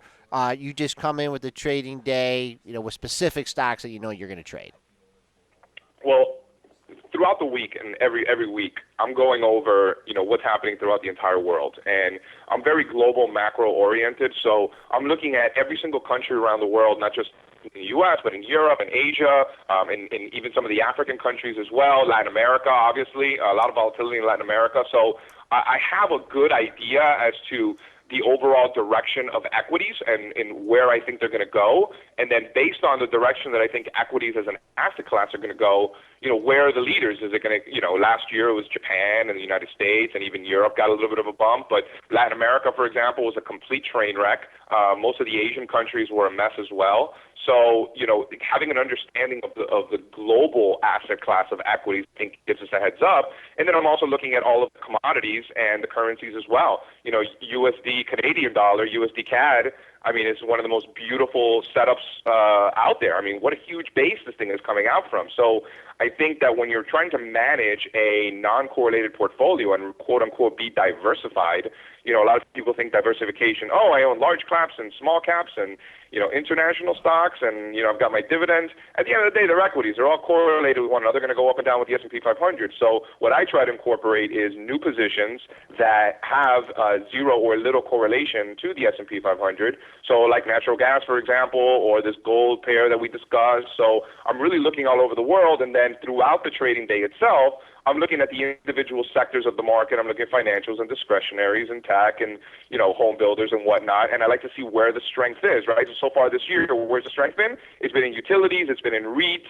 It's been in dividend-paying names. Why? Because interest rates have been falling, and you have people looking for fixed income in the higher dividend-paying names, while other sectors that don't pay any dividends have been getting clobbered. So I think getting a very big idea as to what from a top-down perspective, I think is really what gives us a leg up. Question here. So you get all those scenarios, obviously, and sometimes they work out great. And obviously, as traders, we always live in, the percentages. They don't always work out. What do you do, and this is like a good thing for new traders too to hear. What do you do when the trade's not working in your favor? Like, do you have like an area where, how do you identify, first of all, when it's not working in your favor? And then secondly, do you just lag out of it, or do you just get out when it's not working in your favor? Right, yeah, no questions asked. If it's not working, see you later. Before we enter any position, I know exactly where we're going to be out before we even buy it or short it, for example, right? So a lot of times, like Apple right now, I think it goes lower, but I don't have a specific risk level where I can say, okay, if it goes above here, I'm wrong. So because I don't have that defined risk, I'm not going to trade it. Tesla was a great example of that last year. Tesla, I loved it all year. The entire year, I thought it was going higher. The problem is that to the downside, where am I wrong? And I couldn't answer that question. because throughout the year, for the most part, there was no fixed level where I could say, oh, if it breaks below this, I'm out and I'm wrong on Tesla. So because of that, I was never able to participate to the upside. Because to me, the most important thing is, where are you wrong? Right? To your point, the question, how do you know when you're wrong? Before I enter any trade, I have to know that answer. And if I don't, it doesn't matter how much I love it, I can't enter the position. Okay, that's pretty solid advice, and very honest about the way you look at the markets. What about other advice for new traders or people that are getting interested in the markets here? What suggestions do you have for them? Really, I think it's really what we just talked about, is really that risk. Any idiot can buy a stock that goes up. If you buy enough stuff, something's going to go up. Especially last year. That's not how you make money in the market. You make money in the market by not losing money, by playing defense. That's really what it is. There's no secret formula, so don't even bother looking for it. There's no one indicator that's always going to make you money. It doesn't exist. So no matter how much you love a trade, and no matter how much homework you do, and how much you're convinced that it's going to work out in whatever direction, it doesn't matter what you think. The market doesn't care. So it's all about risk versus reward and managing that risk. And like I said, Tesla, you know how annoying it is to watch this thing go up every single day for an entire year, knowing that I thought it was going to go up, but not being able to participate in it because there was always too much risk and I couldn't define my risk. That's what's important. That's the only thing that matters, is knowing what your risk is. So if you're a new trader and you're first starting to get into the market, and you like what you see, and you're having fun, you're enjoying it, that's great. But the most important thing is knowing when you're wrong. So before you enter that buy, you press that buy button, know what price it's going to get below where you say, okay, I'm wrong. And then same thing when you're shorting stocks. Make sure that you have a level and you're comfortable with that level. And that question I can't answer, because we all have different risk parameters and different time horizons. So for me to say 2% risk is too much for me, someone might say, I'll give it 10%. I don't care. I'll just have a smaller position. So we're all different, but that needs to be defined before you enter your first trade. Okay, I think that's about as good a trading advice as I've ever heard from anybody. Thank you very much. We've had JC Parets on here, who runs allstarcharts.com. I think if you are new to the markets and you're looking for some trading setups and just some coherent strategies, because the markets are volatile, and if you have an expert, someone like JC out there, it definitely helps to take a look. JC, thanks a lot for taking your time out this morning and coming on the show, and we'd certainly like to have you on again. Yeah, you got it. Thanks for having me, guys. Okay, Thanks, thank JC. you. Okay. All right, good luck today. Okay, thank you. Okay, man, what a great interview. Let's move on to Mighty Joe Young with the morning headlines. We're back Mighty in Joe. action now that we had some technical issues with the editorial workstation over here, but it seems everything's fine now. Got it all sorted out, and the building will not burn down today thanks to a faulty power strip. So, moving into today's editorial headlines. For the first time, an overseas automaker exported more cars built in America than it imported from its home country. In what analysts are calling a watershed event, Honda Motors said it exported 108,705 U.S.-made Honda and Acura vehicles in 2013, while importing 88,537 vehicles from Japan. It is an important moment, particularly since manufacturing in the minds of many of the pundits is so yesterday, said Harley Scheiken, a UC Berkeley professor who researches labor markets and globalization. It underscores the possibilities of the U.S. in manufacturing and as a major exporter. The U.S. remains a net importer of cars, with about 7 of the 15.6 million vehicles sold in the U.S. last year being built in a different country, while factories here exported almost 3 million autos, according to IHS Automotive, an automotive research firm. Ford Motor Company's profit rose about 26% in 2013 to $7.2 billion, with its strongest performance in North America since at least 2000, plus improving operations in Asia. Ford on Tuesday reported a pre-tax profit of $8.6 billion, or $1.62 per share, compared to $8 billion, or $1.41 per share a year earlier. Revenue rose nearly 10% to $146.9 billion. Moving on with Ford news, about 47,000 Ford U.S. hourly workers will receive bonus checks totaling more than $413 million this March, based on the automaker's performance in the North American market in 2013. The per-worker payout of $8,800 tops last year's record of $8,300. Ford earned a pre-tax profit of $8.8 billion in North America in 2013, led by strong sales of its highly profitable F-Series pickups, its Fusion midsize sedan, and its Escape compact crossover. Some of that money came from Joel's pocket, because he's got a couple of those Escapes in his driveway, don't you, Joel? Yeah, one still waiting on the recall, trying to get it back into the shop again. But no, they're doing okay. All right. Well, Detroit automakers are preparing to reward U.S. hourly workers with another big round of profit-sharing checks as North American manufacturing operations approach peak efficiency. That's the second notice we've heard of profit sharing among U.S. automakers this year. The other one, I believe, is Chrysler that is paying out its workers as well. General Motors CEO Mary Barra will attend the State of the Union tonight as President Barack Obama will mark the turnaround of the U.S. auto industry in his address to Congress. Oh, we are giving a round of applause in the office now for our heating and cooling expert who has finally gotten the heat to pump through our offices here. Everyone can gain their knuckles back and not worry about their fingers freezing off. So that was a gusto round of applause, right, everyone? Very cool. General Motors CEO Mary Barra attending the State of the Union. Barra, who became the first woman to head a major automaker when she took the reins of GM this month, will attend the address as a guest of First Lady Michelle Obama. I was honored to accept the First Lady's invitation and delighted to represent the men and women of General Motors who are doing their best to make GM a company that Americans can be proud of again, Barra said in a statement. Google is now offering prescription lenses as an option for Google Glass buyers and has also introduced several new titanium frames and sunglasses for its networked eyewear. Prescription lenses for glass will be available with the newly introduced titanium frames, Google announced yesterday. The lenses will cost an additional $225 on top of the $1,500 price of the standard glass headset, according to CNET.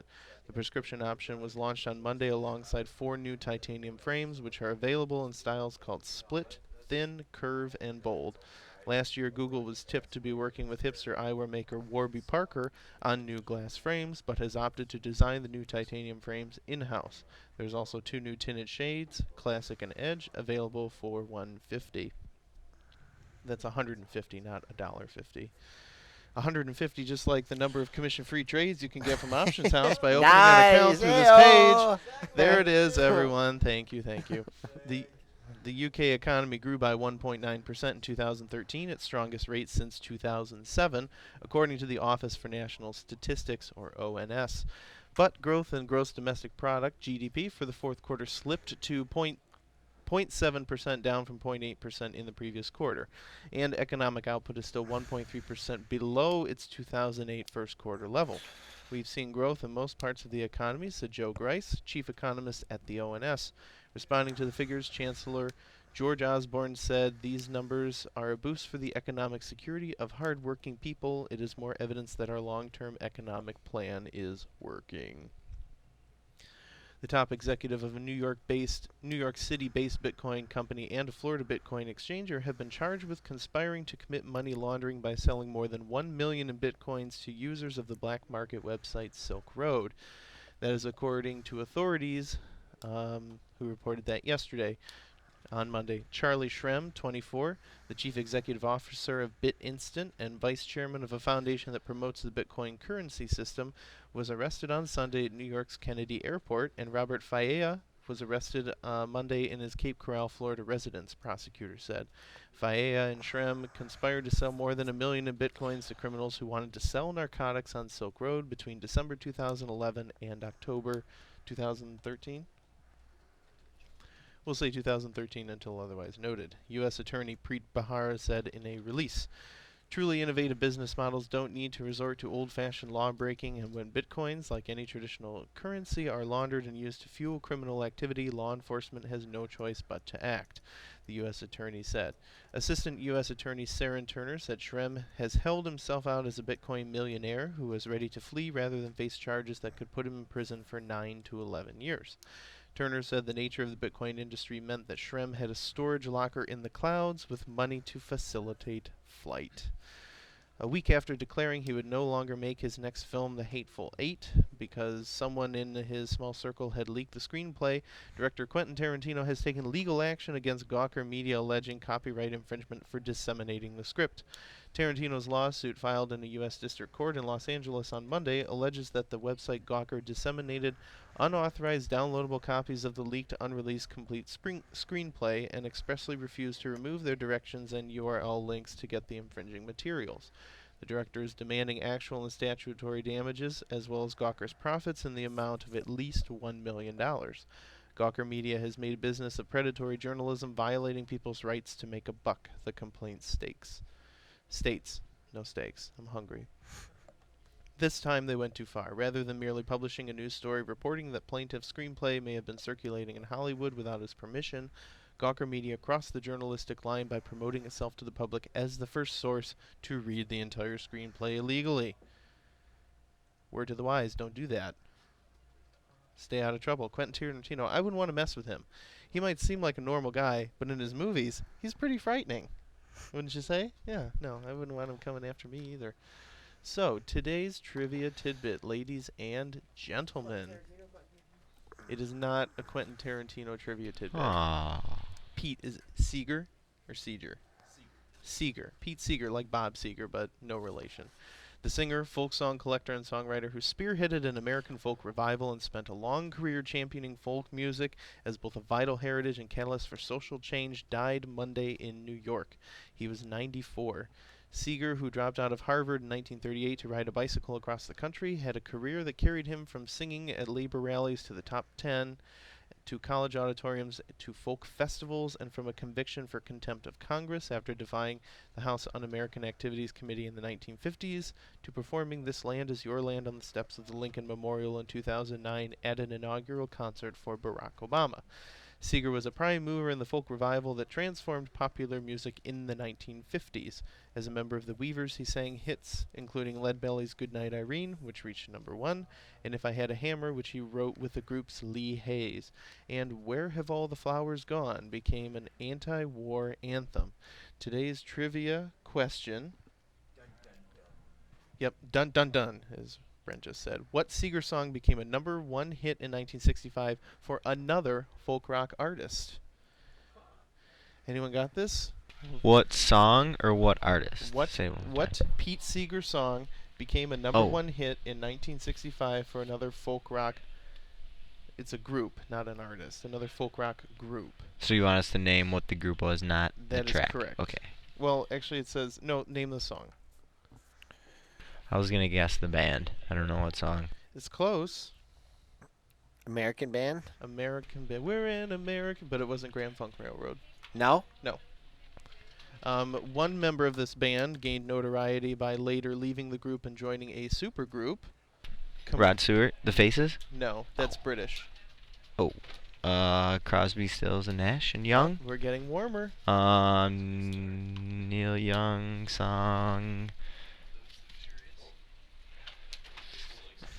Simon and Garfunkel? Negative. Somebody in the chat, Shub Shub says. just told me someone in the chat Someone got in it. the chat. Is it Jared, Lucky? ding, ding, ding, Oh, Jared, the you got it correct. The Birds. song is the Birds' version of Turn, Turn, Turn, a Wow. song written in the late 1950s. Impressive, The Jared. lyrics, except for the title, which is repeated throughout the song, and the final verse of the song are adapted word for word from chapter 3 of the book of Ecclesiastes. Say it. Did I have it? Ecclesiastes. There we go. Set to music. 5% of the royalties for the song are donated to the Israeli Committee Against House Demolitions because, in Seeger's own words, in addition to the music, he did write 6 words. That wraps it up for today's editorial job, headlines Jared. and trivia tidbit. Just a reminder, ladies and gentlemen, as mentioned previously, the show would not be possible without our dear friends at OptionsHouse, and we'll give you 150 commission-free trades just for signing up for an account through this page. There's buttons at the top, at the bottom right. Go ahead, make a click, open an OptionsHouse account, get 150 commission-free trades just because you listen to Benzinga's pre-market info. that wraps it up for me. I'm going to hand it over to my main man, Brent Wiki Slava, who's going to give us Thanks, the Joe. rating changes ahead of the bell. Brent, Sure. you out there somewhere? I'm out here somewhere, or maybe I'm out there So, Brent, somewhere. are you a Birds fan? I mean, I don't know if I could call myself a fan, but And I've actually, listened to do some you of the know jams. which member of the Birds left to join Crosby, Stills, and Nash? Neil Young? No. Neil Young was in Buffalo Um, Springfield with Steven Stills. There was Crosby, Stills, Nash, Young, Young. and then I have the album at home. I'm pretty sure. Give up? Yeah, I give up. It's David Crosby was in the Birds. Oh. They actually kicked him out for being, I think, a drunken idiot. And Drunken idiot. and just to round it out, Graham Nash was a part of the Hollies, and they all left to form Crosby, Stills, and Nash, later recruiting Neil Young for an intermittent period of time. I'm done now. Mama. Seriously, though, I'm finished. You can have it, Brent. You're like the encyclopedia of music. old Music. school rock and Yeah, roll style. we can't talk about sports. We got to talk about music. Well, I mean, wouldn't you rather talk about something interesting? Sorry, Jason just asked me a few minutes ago who was in the Super Bowl, and it took me a good 30 seconds to remember who it was. You don't need to know that anyways. I was like the two pot states. The pot Oh, states. there the you go. Pot Yeah. is the winner. Should be a high-scoring game. Dun, dun, dun, dun, dun. Oh boy. Okay, Brentster. Yes, that is me. So who downgraded Apple? We had 3 downgrades on Apple this morning, albeit one analyst still pretty bullish on the name. The other 2 moved to the sidelines, so it's not exactly like anyone's saying outright sell here. BGC partners Colin Gillis downgraded shares to hold. Analysts over at Oppenheimer downgraded the stock to market perform, and then a Raymond James analyst downgraded Apple shares from strong buy to outperform. So not quite the screaming buy anymore, but still with a buy rating there. I'll just go on with the rest of the downgrades here. Bank of America downgrading shares of Penn National Gaming, Papa Echo November from buy to underperform. That is a couple notch downgrade. Probably should check that one out, Joel. This one likely going to be moving on this couple notch downgrade here at Bank of America. What stock was it? It is Penn National Gaming, Papa Echo November. I'm seeing. Sometimes these symbols are so easy, and then sometimes. Yep, I know. Yeah, you were thinking it was going to be like something with their initials of the company. Nope, just Penn. Yeah, let's see. PENN is not Yes. coming up, but we got Bert over here. Maybe Bert What's can Bert got? Well, maybe Bert can help me get this symbol up on here. Well, I can help you real quick. Let's see, stock closed just under 1160. We're trading down 1102 right now. It's actually sitting at the session low right about now. And let me just take my chart back real quick. Brent What? with the technical. Hey. He was going. Did you go to JC Parets All-Star Charts? I wish I did. Okay. That sounded kind of exciting to me. So, I mean, it's been, let's see, we've been trending low over the last couple of days. Looks like there's a bit of consolidation around 1250. That's not coming into play. Find me some support in this baby. Okay, this is awesome. Let me see. Let me take this out. I like this. There isn't Wow. any. Oh my gosh, you're right. I'm taking my chart further back and back. Okay, I actually got some. How about right at $11? Yeah. I see a couple bounces. I see a bounce in end of February last year, and then again end of July, right at $11. How long has this issue been around? Is this Penn National Gaming, they are, as their name would imply, they are in Pennsylvania, Colorado, Florida, Illinois, Texas. They've been around for some time. Okay, just looking at the pre-market trading here, you're just seeing nothing here. Just a bounce here, not even off the $11 level. So see if you can hold $11. I just wanted to go to the Apple chart because you are getting some pretty good consolidation here, considering the spike up to 562 and then spike down to 500 and change. But let's take a look for like the last few hours. Since like 4 a.m.-ish? Yeah, the 4 a.m. open. Someone has just been pinning this thing here. It actually did break down a lower part. 507 to 515 has been the trading range here since the 4 o'clock open. So kind of use those as minor support and resistance point. The major support comes in at the pre-market low, 500, 50052. Coming back on the upside, if you start to break above this 515 level, it's pretty much going to be a guess where it stops again, because you got a ways to go to fill the gap up there.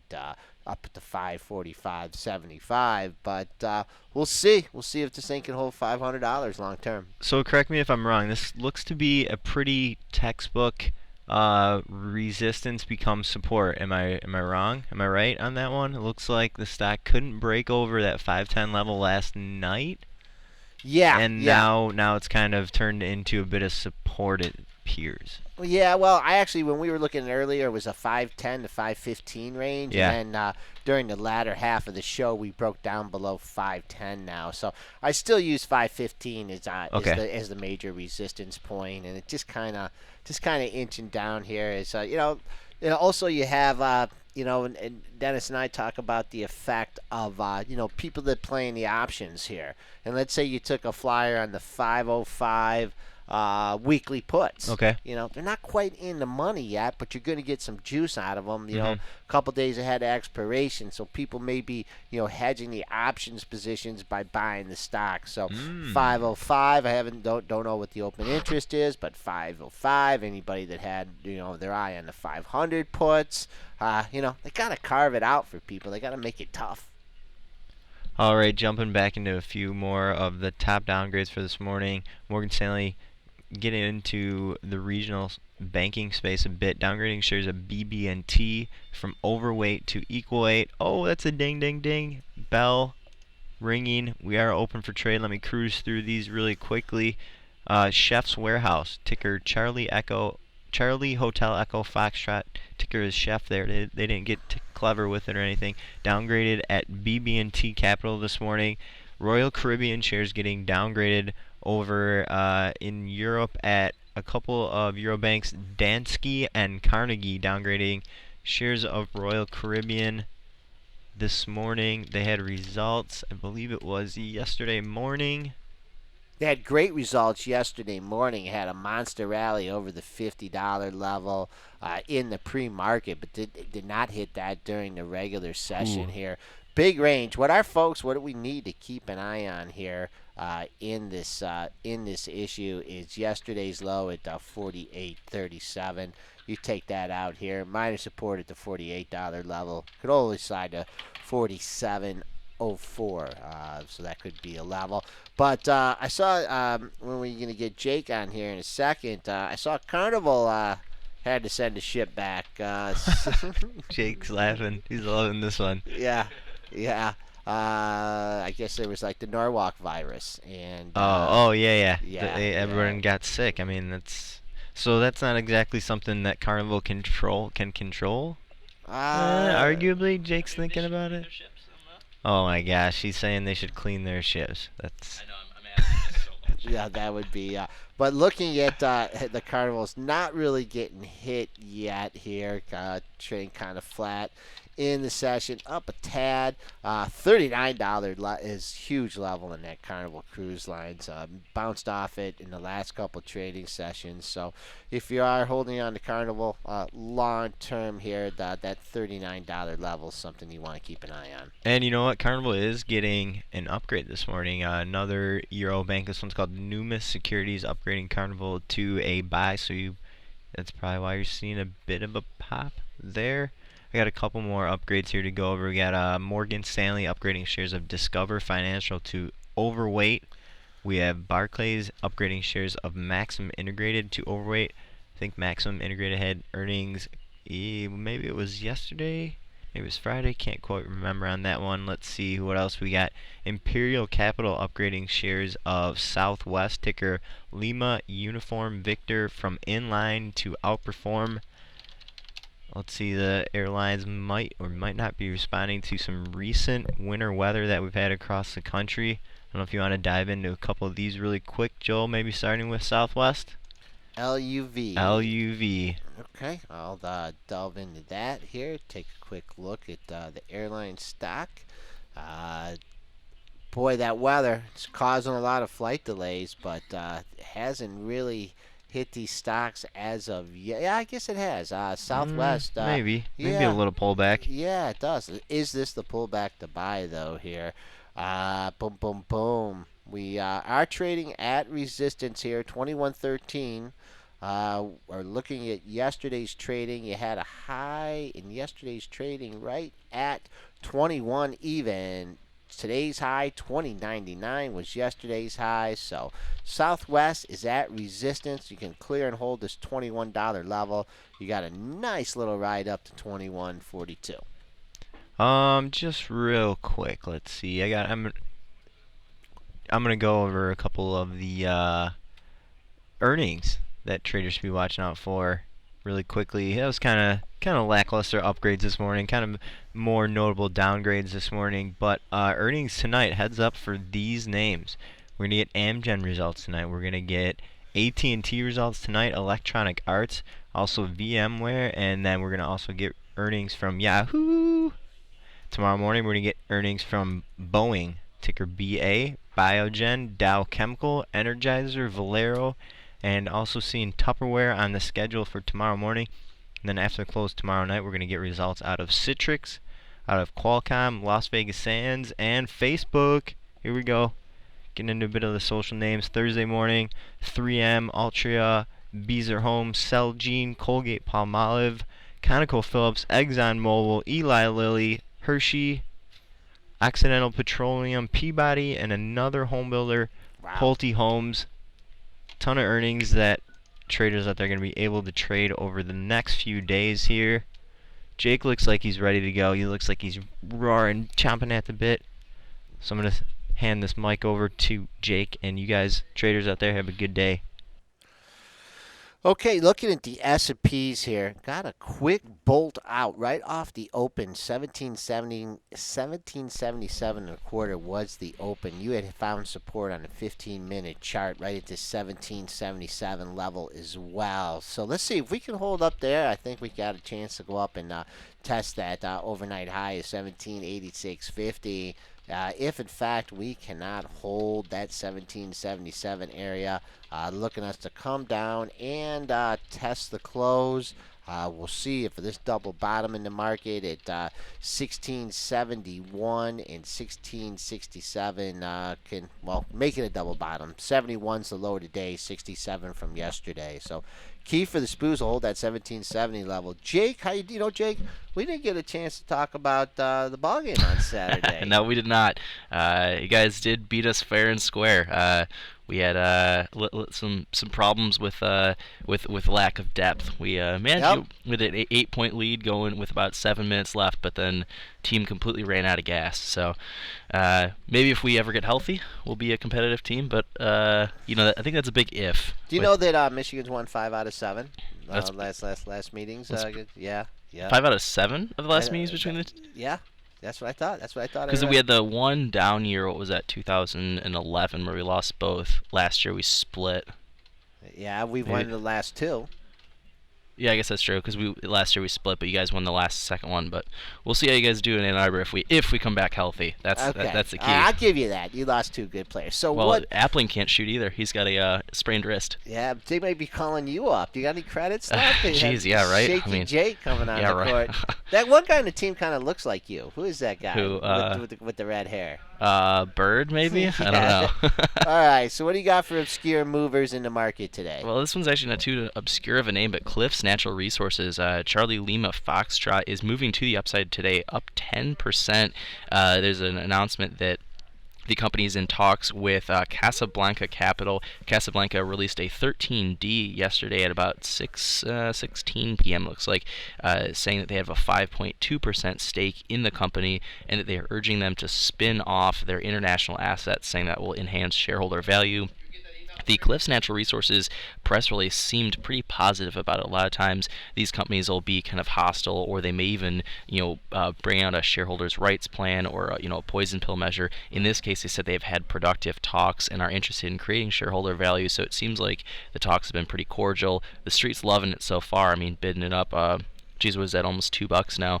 It's not up as much as it was earlier, Yeah. but definitely a lot of strength in the Yeah. pre-market here. Yeah, this is a classic example, and why things like we'd like to talk about on the show here. You get the news, obviously someone talking their position here. They popped this thing up to 22.48, and they traded 250,000 shares in that bracket here. Got to 22.48. But if you look at the daily charts here and you see, I mean, there's pretty solid resistance. You had a high at 22.07. That was a gap down day from 22.31. So, there's a gap down day. A lot of people just choking on this stock since it was, trading, back over $28 in October, November. Opens up in the regular session, doesn't even get in the 22 handle, hits 21.90, opens 4 cents away from the high, and then dives $1. So here's a point where, these stocks that look terrible when they get a bump. I mean, this is fundamental news that someone's trying to juice the stock. This isn't like they've increased earnings or they've hired someone new. Sure. This is just, some big mouth out there like Icon or, Citrix or these companies just talking their position. Now you don't know if they were out there selling on this. I'm sure they have good, I'm sure they have good intentions on this. But sometimes when you see these kind of moves, you got to, if you're a short-term trader, took this thing home long overnight, at least use that to exit the position, not stressing you to short the position. But holy smokes, man. Be careful buying these kind of, and buying into these kind of things because, a lot of times you see what you have here, things get overdone and pull back. Well, we haven't even gotten an assessment of what those assets would be worth technically. We'll get analysts coming out possibly later today or tomorrow talking about if the company did indeed spin off its international assets, what that could be worth to the shareholders. Right. Is it worth 10%? Is it worth 20%? We don't even know yet. And I think probably looking at the balance sheet, you can get close. But I mean, you assume Casablanca Capital knows what they're looking for. Of course. And maybe they think it's a 30% gain. Who knows? But I think that's a good warning. Okay, what else you got going? Well, we had a lot of earnings. I think we should probably just stick to some of those because there's a lot of big reports coming out. So I want to hop into those. I know we first off got to get into the local name. Ford did come out with a report this morning. EPS came in at 31 cents versus expected 28 cents. So a nice 10% beat on the bottom line there, while revenues came in at 35.6 billion versus expected 35.15 billion. So Ford coming out with a pretty strong report there. Joel, what are you thinking of this issue? Got a little carried away again in the pre-market. Got over the $16 level, traded to $16.32. And if you look at the daily chart, you had a gap down day a few days ago. Filled that gap in the pre-market, 16.21 to 16.31. Struggling with the $16 level here so far in this trading session. Opened up 15.97, hit 16. So I don't know. I think the luster's off perhaps on this until you can get back above that $16 level, and then you got another 20, 30 cents to travel. But with the news out on it, I'm kind of surprised this thing isn't back over 16. Definitely interesting to take a look at. I mean, it got beat down as low as, was it 15, like 30 or something like that when they released that worse than expected guidance a while back. So definitely something to keep an eye on. We watch these auto names a lot since we're in the Motor City here. Another big name that reported this morning was Pfizer, Papa Foxtrot Echo. Huge name here, 56 cents versus a 52-cent estimate. Revenues came in at 13.56 billion versus expected 13.37 billion. So, yesterday we had a couple big names report that beat on the top and bottom line. Today things are looking pretty good. So it's kind of interesting what we're getting right now. Like this week so far is shaping up to be a much stronger week than last week already. What do you think of Pfizer? Pfizer, a little bit of volatility here. 30.58. We hit a high real early, and then we took a real quick dip down to 30.15. Now back up at 30.55. I could just keep an eye on this 30.56 right here, 30.58 and a high, because you did have a 30.60 high in the pre-market here. So up nearly a stick here. I'd see if you can get through that 30.60 level. I would look for some follow through up to the $31 level, but pretty big range here. And then coming back on the downside, since they've announced those earnings, every time this thing's got down under 30.20, did get as low as 30.07, you did get a nice bounce here. But once again, sold off ahead of earnings, now getting a pop here. We'll see if people really want to take the positions off or let this thing float back up to 31. The last one I want to go over from this morning is D.R. Horton. That's the home builder, Delta Hotel India. I like to take a look at these because these are great economic indicators as far as overall health. Here we had EPS of 36 cents, beating the expected 29 cents, while revenues came in at 1.64 billion versus the expected 1.45 billion. So a solid report there from D.R. Horton. I'm seeing if I can pull up some guidance here. The doesn't look like we got any real guidance from them. They've beaten or matched on their last 8 reports here. Wow. So they're doing pretty strong. It's a home builder that seems to be a pretty good bet as far as earnings go, at least. So D.R. Horton, what are you thinking of the home builder here? We've made a high here at 22.33 during the session. That exceeds the pre-market high. You only have one level to look at here, and that's 22.56, which has been the recent high of the move here. Don't think it's going to just rip up through there, but really, that's your next resistance point. Snuck under 22 initial dip off the open, but that should be good to go north as long as we stay above 22.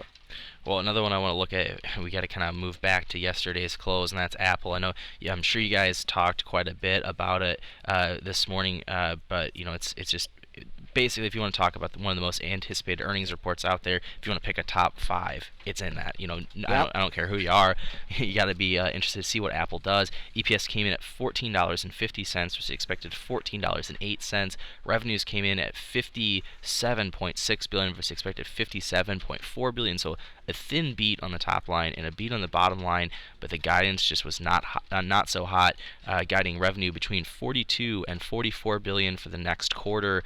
Street was looking for 46 billion. That guidance is barely above what they did in the same quarter of last year, so that's showing very little growth. Street really just kind of seems to have panicked on this one. Maybe they thought that they had priced in too much of a beat or too much growth. What do you think of Apple here? This may be the last one we get to on the show. But I think this is a great name to round it out with. Just keeping an eye on the parameters. 50052 was the pre-market low. You got to 50250 here. So, 50247 down to that 500 level, I think would be pretty good support here. I think anybody that bought it off the open, is kind of, has gotten shaken out here. People probably reversing now on the short side. So as long as that 511.26 high, intraday high holds up here, I just look for this thing to drift lower.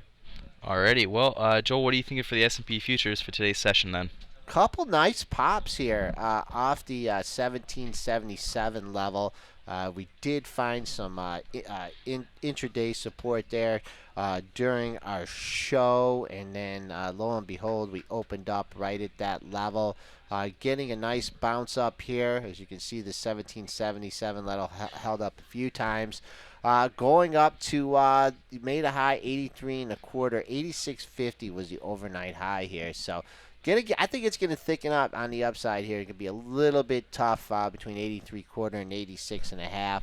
If we could take out that 86 and a half, I see no reason why we can't go to yesterday's high in the SPOOs, which was 92 even. So pretty good movement here in the market today. I hope our show was informative to you. We're running a little bit over, and we'll be back with you tomorrow.